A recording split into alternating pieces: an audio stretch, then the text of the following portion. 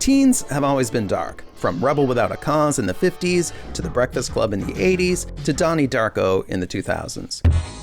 But in the last decade or so, teens seem to have grown darker, and I mean a lot darker. Between 2009 and 2019, depression rates basically doubled. Why? What is the difference between 2009 and 2019? What could it be? Yeah, it's the phones.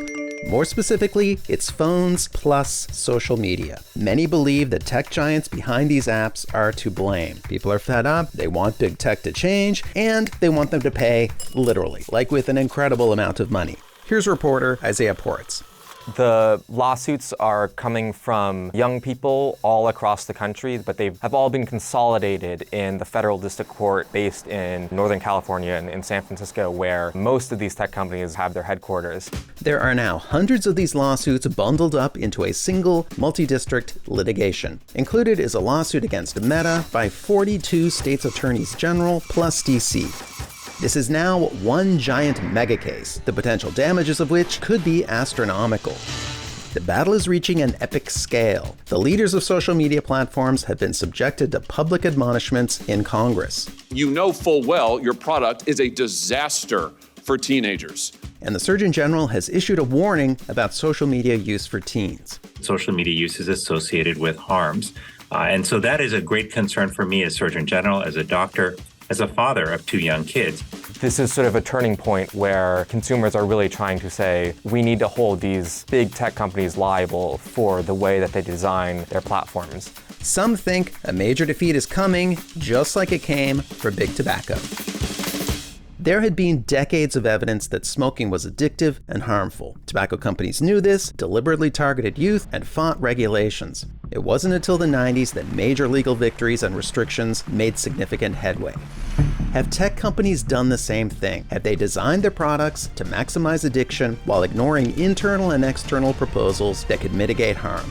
Is it finally undeniable that social media is addictive and harmful to teens' mental health? Is this big tech's tobacco moment?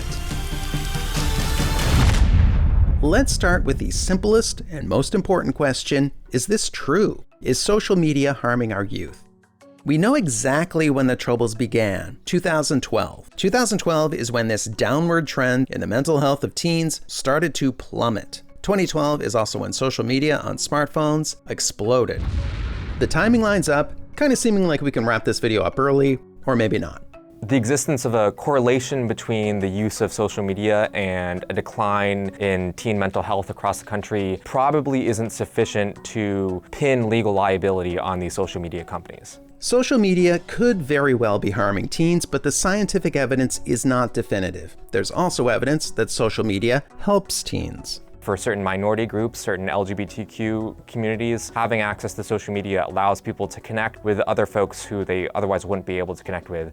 As for the legal evidence that social media harms teens, that battle will be fought uphill because of something called Section 230. Section 230 is an extremely powerful part of the 1996 Communications Decency Act. It protects tech companies from bearing responsibility for speech made on their platforms. Section 230 is a giant crocodile-infested moat around the empire of big tech. To have any chance of success, you gotta come up with a clever legal theory like this. The plaintiffs want to treat the platform like a product. If you're producing a product that has some kind of defect that is harming consumers, you're likely going to face lawsuits from those consumers. Just like if you buy a bicycle and the first time you ride it, the frame collapses and you break your leg, that's likely a faulty product, and the manufacturer could be liable for your injury. The plaintiffs are claiming social media platforms are defective products. Since the tech backlash that started during the 2016 election, a lot more consumers have been focused on the ways that Facebook or Instagram or TikTok or Snapchat have been developed in such a way that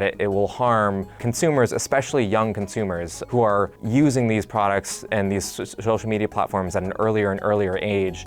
So if social media is a product, where is the actual product part? It's the algorithm.